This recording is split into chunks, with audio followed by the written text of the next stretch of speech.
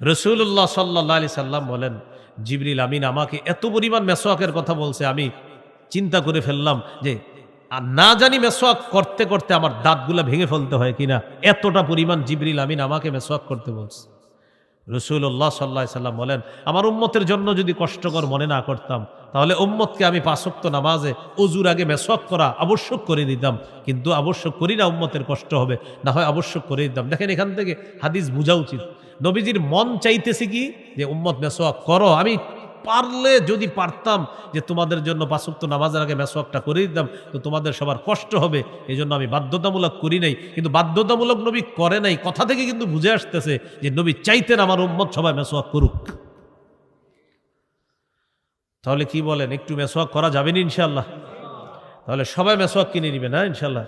৩টা কিনে নেবেন, ৩টা, একটা ঘরে রাখবেন, আর একটা পকেটে, আর একটা যেখানে কর্মস্থল ওখানে।